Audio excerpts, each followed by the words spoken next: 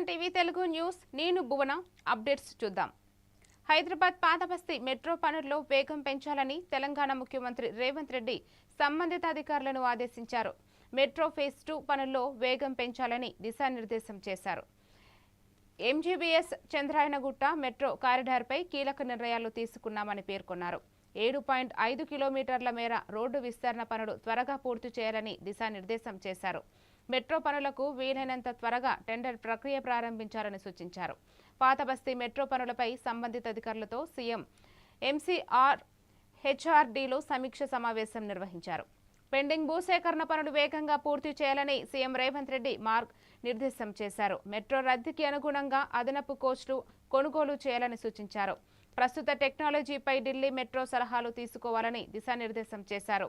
డిసెంబర్లో invest Telangana global summit నిర్వహిస్తున్నట్లు తెలిపారు. గత సమ్మిట్ పెట్టుబడులపై పూర్తి నివేదిక ఇవ్వాలని ఆదేశించారు.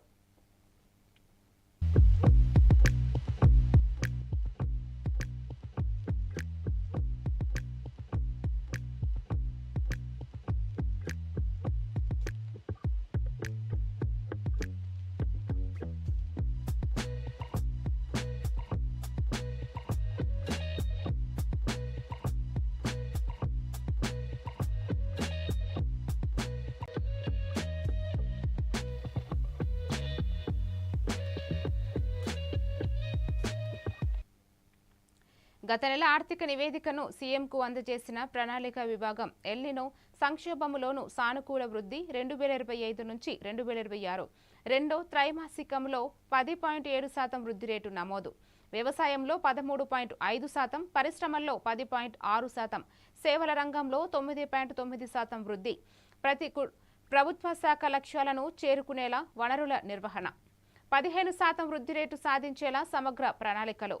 సామాన్యుడిపై ధరల భారం లేకుండా కార్యాచరణ.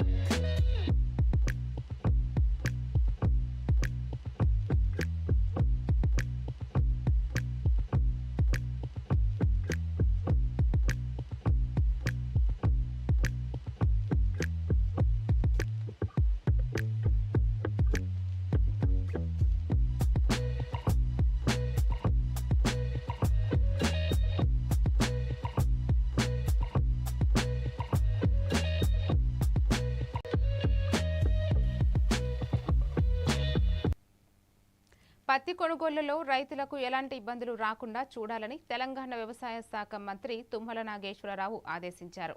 ఎంఎస్పీ కంటే తక్కువ ధరకు పత్తి అమ్మే పరిస్థితి రాకూడదని పేర్కొన్నారు. 2026-2027 సీజన్లో 46.33 లక్షల ఎకరాల్లో పత్తి సాగు చేస్తున్న అంచనా వేశామని తెలిపారు. సీసీఐ అధికారులతో పత్తి కొనుగోళ్లపై మంత్రి తుమ్మల సమీక్ష సమావేశం నిర్వహించారు. ఈ సందర్భంగా పలు అంశాలపై అధికారులకు దిశానిర్దేశం చేశారు. 25.85 లక్షల మెట్రిక్ టన్నుల పత్తి ఉత్పత్తిని అంచనా వేస్తున్నామని చెప్పారు. లాంగ్ స్టేపుల్ కాటన్ను 8,667 ఎంఎస్పీ ధర ఉందని అన్నారు. గతేడాదితో పోలిస్తే 557ల ఎంఎస్పీ ధర పెరిగిందని తెలిపారు. సీసీఐ కొనుగోలు కేంద్రాలు 122 నుంచి 131 వరకు పెంచారని వెల్లడించారు.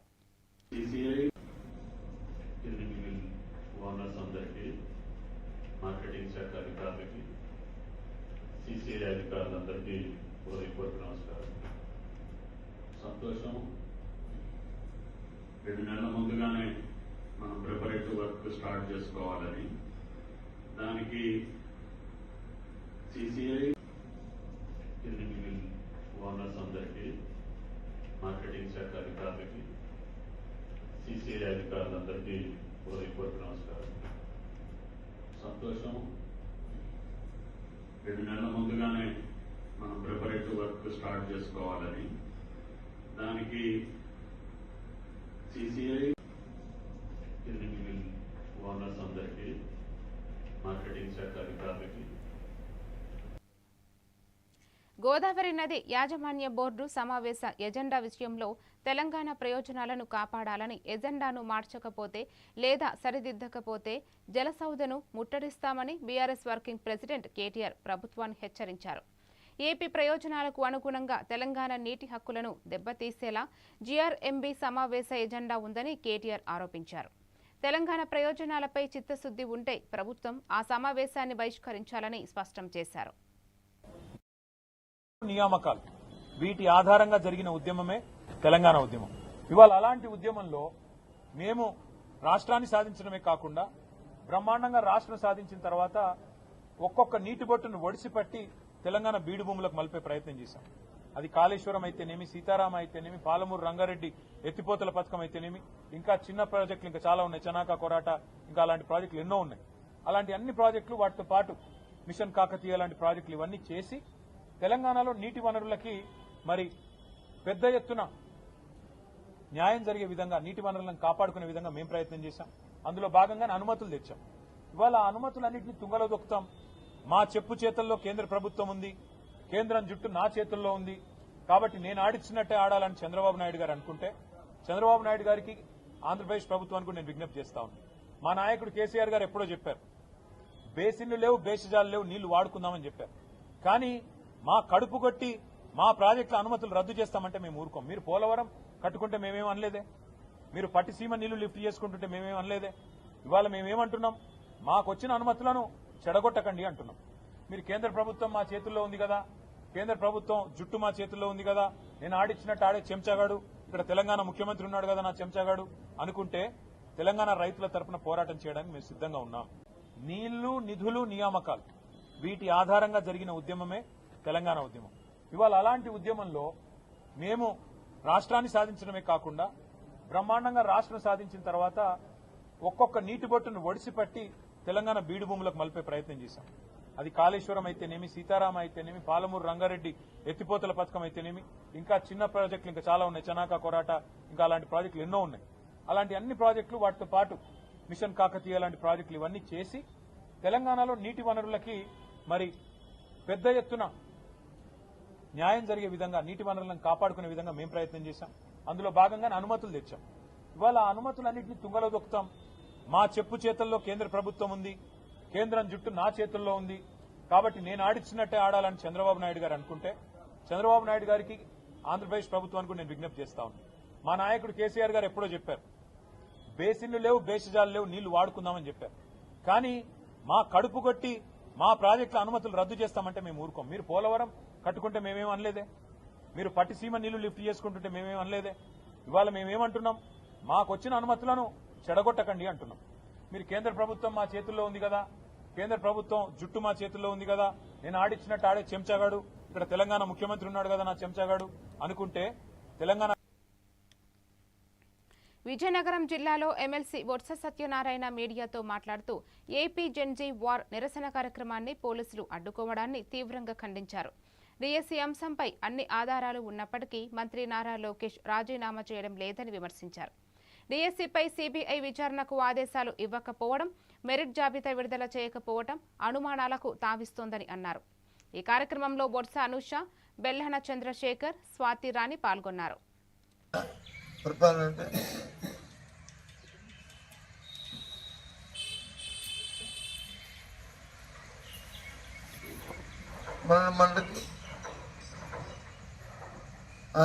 విజయవాడలోను, చెరుకులపేటలోను, ఇంకో దగ్గర టెంటర్లు నుంచి రెండు నిర్బంధాలు, లేకపోతే దారిలో అటగాయించి పోలీసు వచ్చి ఆపడాలి. ఈ రకంగా ఇదేనా పరిపాలన అంటే? ఇదేనా గవర్నెన్స్? ఇదేనా ఎంతసేపు దోచుకోవడానికి తప్ప ప్రజా పరిపాలన? వరంగల్ జిల్లాలో కాంగ్రెస్ పార్టీకి చెందిన కరాటే ప్రభాకర్ జనసేన పార్టీలో చేరినట్లు ప్రకటించారు. గత 30 ఏళ్లుగా పార్టీ కోసం పనిచేసినా తగిన గుర్తింపు లభించలేదని, కాంగ్రెస్ ప్రభుత్వం ఏర్పడి 3 ఏళ్లు గడిచినా కార్యకర్తలను పట్టించుకోలేదని విమర్శించారు. ఈ కారణంగానే జనసేనలో చేరాలని నిర్ణయించుకుంటున్నట్లు ఆయన విలేకరుల సమావేశంలో తెలిపారు. వాళ్ళు ఎంతగానో ఒత్తిడి తెచ్చినా కూడా రావాలని ఘోరమైన పరిస్థితులు ఆల్రెడీ మీకు చాలా తెలుసు. నాకు ఎలాంటి పరిస్థితులు ఒక్కొక్క టైంలో నేను 3 గంటల రాత్రి 2 గంటల రాత్రి నన్ను లేపి పోలీసు వాళ్ళు తీసుకెళ్ళి హెడ్ క్వార్టర్లో ఉంచడము, వాళ్ళు పోలీస్ స్టేషన్లో ఉంచడము, ఇంకా అనేక రకాల నా పైన దాడి చేయడము, ఎన్నో రకాల చేసినా కూడా నీకు అన్ని రకాల మేము ఉంటాము, నువ్వు ఎంతో యాక్టివ్గా పనిచేసినావు నాకు తెలుసు, నీకు బుగ్గ కార్డు ఇస్తాము, ఇది ఇస్తాము, అది ఇస్తామని మాయమాటలు చెప్పి మా ఇంటి పైన వాళ్ళ కూతుళ్ళ మీద ప్రామిస్ చేస్తే నేను కొద్దిగా అయినా దేవుడి దేవల్ల పార్టీ వచ్చింది. కానీ పార్టీ వచ్చి 3 సంవత్సరాలు అయిపోయింది. వచ్చినాక కేవలం వాళ్ళ స్వార్థం కోసం ఎంతోమంది కార్యకర్తలు ఇగ వస్తుందో వాగ వస్తుందో అనో ఆశతోని ఉన్నారు. దానికి తోడుగా ఏం జరుగుతుందంటే కాంగ్రెస్ పార్టీలో ఇప్పుడు 3 ముక్కల మూడు పార్టీలు అయిపోయినాయి. ఇక్కడ ఆడ 3 లీడర్లు అయిపోయింది. దాంట్లో ముఖ్యంగా చెప్పుకోవాల్సి ఏంటంటే అక్కడ వర్గం కావాలంటే కాంగ్రెస్ పార్టీ అధిష్టానం ఇస్తే ఒక జిల్లా అధ్యక్షుడు పదవి ఇస్తే కనీసము ఆయనతో కలవకుండా ఎవరికి వారే ఏమన్నా లెక్క మినిస్టర్ జాగ్ల మినిస్టర్ ఇంకా వాళ్ళ ఉన్నారు. రేపు మొన్నటికి మొన్న పదవిలో వస్తే ఏం చేసుకున్నారు? మీకు 5 నంద్యాల జిల్లా శ్రీశైల దేవస్థానంలో 5 రోజులుగా నిర్వహించిన వరుణయాగ సహిత సహస్ర ఘటాభిషేకం శాస్త్రోక్తంగా పూర్ణాహుతితో ముగిసింది. సకాలంలో సమృద్ధిగా వర్షాలు కురిసి పంటలు బాగా పండాలని, లోకక్షేమం కలగాలని సంకల్పంతో వేద పండితులు ప్రత్యేక పూజలు, హోమాలు నిర్వహించారు. పూర్ణాహుతి కార్యక్రమంలో దేవస్థానం ధర్మకర్తల మండలి అధ్యక్షులు పోదుగుంట రమేష్ నాయుడు, ఈవో శ్రీనివాసరావు, అర్చకులు, వేద పండితులు, సిబ్బంది పాల్గొన్నారు.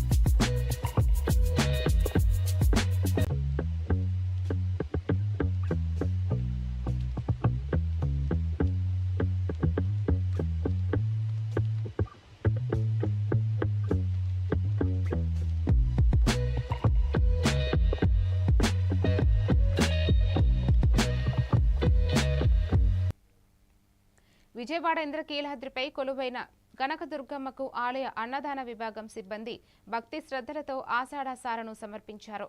చీర, సార, గాజులు, పసుపు కుంకుమలతో అమ్మవారికి ప్రత్యేక పూజలు నిర్వహించారు.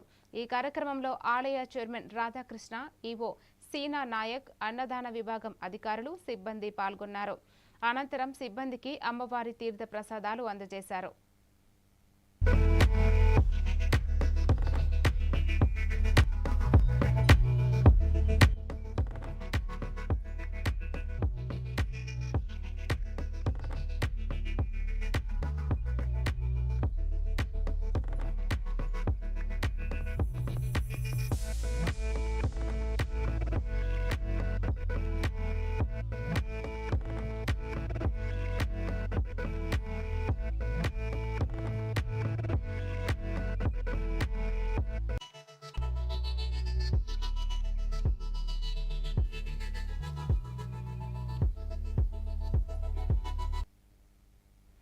వైద్య విద్యా కోర్సుల్లో ప్రవేశాలు పొందడానికి జాతీయ స్థాయిలో నిర్వహించే నీట్ ప్రవేశ పరీక్షను తమిళనాడు తొలి నుంచి వ్యతిరేకిస్తోంది. ఈ క్రమంలో సీఎం విజయ్ నేతృత్వంలోని టీవీకే ప్రభుత్వం రాష్ట్ర అసెంబ్లీలో నీట్కు వ్యతిరేకంగా తీర్మానాన్ని ప్రవేశపెట్టింది. ఆరోగ్య శాఖ మంత్రి అరుణ్ రాజ్ ఈ తీర్మానాన్ని తీసుకువచ్చారు. దీనికి ప్రధాన విపక్షాలైన డీఎంకే, ఏఐఏడీఎంకే మద్దతు తెలిపాయి. టీవీకేకు మిత్రపక్షాల నుంచి ఎలాగూ మద్దతు ఉన్నది. ఒక్క బీజేపీ మాత్రం సభ నుంచి వాకౌట్ చేసింది. ఈ తీర్మానాన్ని ప్రవేశపెట్టిన సందర్భంగా ఆరోగ్య మంత్రి అరుణ్ రాజ్ మాట్లాడారు. மாண்புமிகு மருத்துவ கல்வி மற்றும் மக்கள் நலத்துறை அமைச்சர் அவர்களின் தீர்மானம் பேரவையின் முடிவுக்கு விடப்படுகிறது. ஏற்போர் ஆம் என்க, மறுப்போர் இல்லை என்க. மறுப்போரே இல்லை என்று கருதுகிறேன். மறுப்போரே இல்லை. தீர்மானம் ஒருமனதாக நிறைவேறியது. மாண்புமிகு மருத்துவ கல்வி மற்றும் மக்கள் நலத்துறை அமைச்சர் அவர்களின் தீர்மானம் பேரவையின் முடிவுக்கு விடப்படுகிறது. ஏற்போர் ஆம் என்க, மறுப்போர் இல்லை என்க. மறுப்போரே இல்லை என்று கருதுகிறேன். மறுப்போரே இல்லை. தீர்மானம் ஒருமனதாக நிறைவேறியது.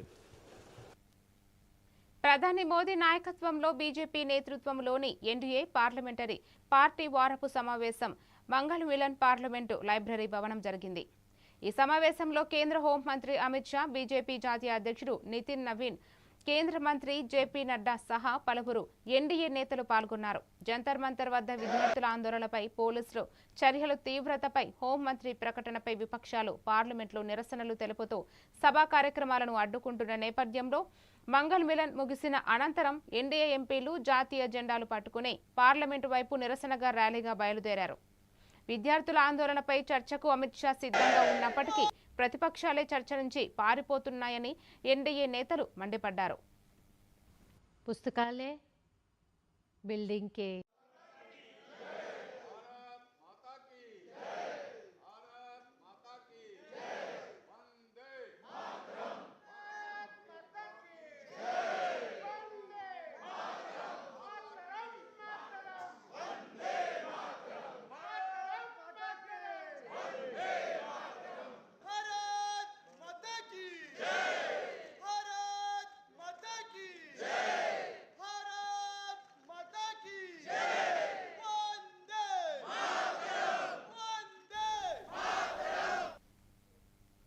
ఇరుపక్షాల పరస్పర నిరసనల అనంతరం పార్లమెంట్ ఉభయ సభలు ప్రారంభమయ్యాయి. లోక్సభ ప్రారంభమైన కాసేపటికే విపక్ష సభ్యులు ఆందోళనకు దిగడంతో సభలో గందరగోళం ఏర్పడింది. దీంతో సభను సజావుగా సాగనివ్వాలని స్పీకర్ ఓం బిర్లా విపక్షాలను కోరారు. సభలో చర్చ జరగాలని దేశ ప్రజలు కోరుకుంటున్నారని అన్నారు. అయినా విపక్షాలు సద్దుమణగకపోవడంతో సభను వాయిదా వేశారు.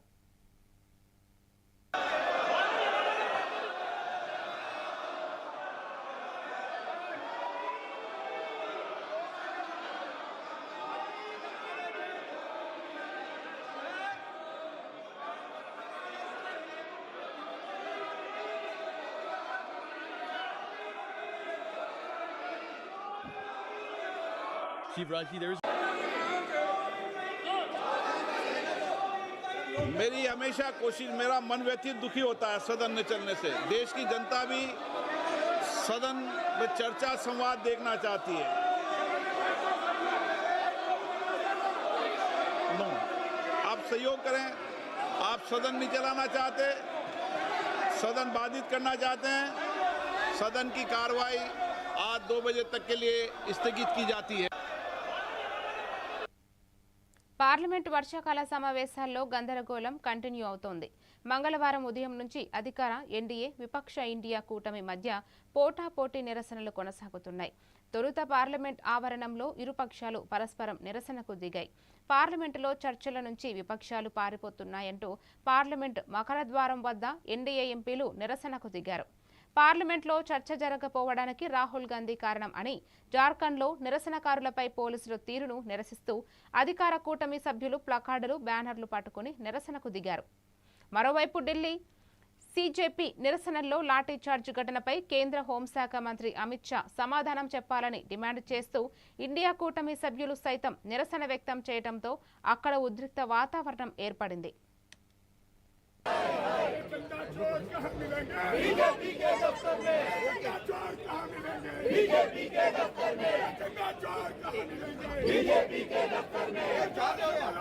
इस वक्त मकरद्वार पर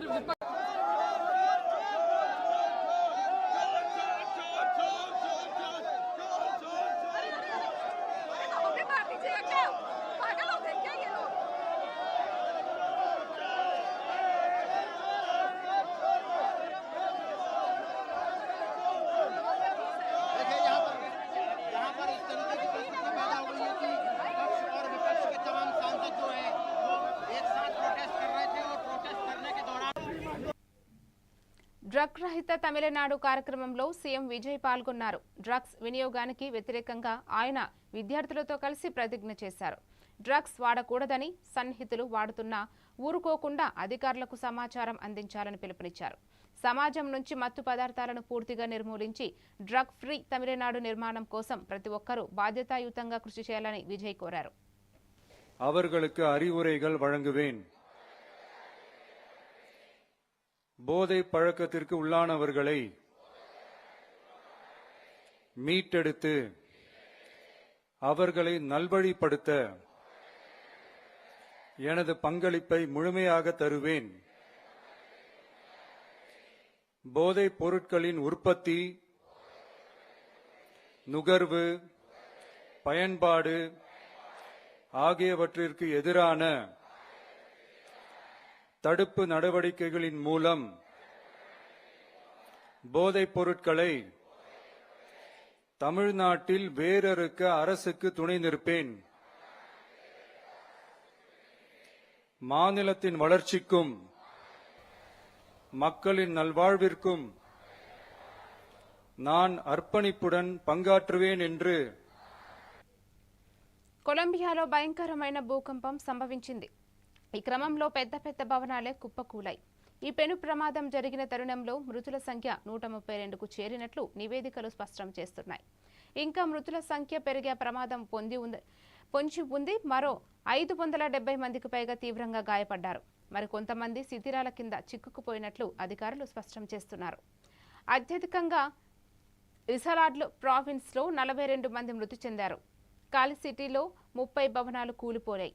చోకో ప్రావిన్స్లోని సాన్ జ్యూస్ పాల్మర్ సమీపంలో 107 కిలోమీటర్ల లోతులో 7.4 తీవ్రతతో భూకంపం సంభవించింది. ఈ విషయాన్ని యుఎస్ జియోలజికల్ సర్వే స్పష్టం చేసింది.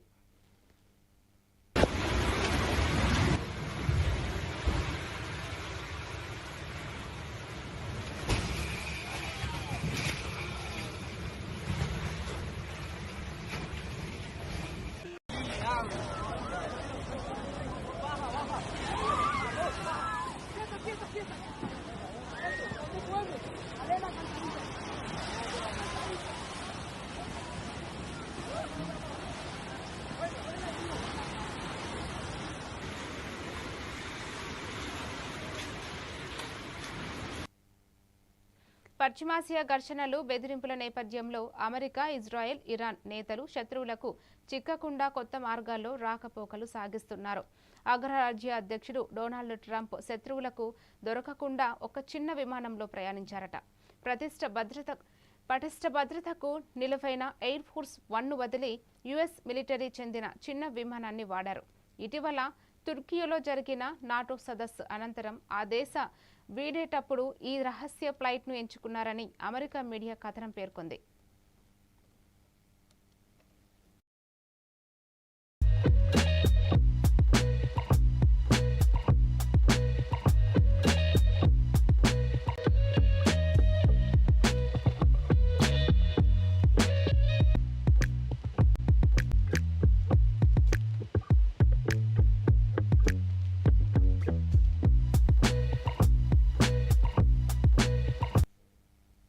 మరిన్ని అప్డేట్స్ తో మళ్ళీ కలుద్దాం. Stay tuned to A1 TV Telugu news.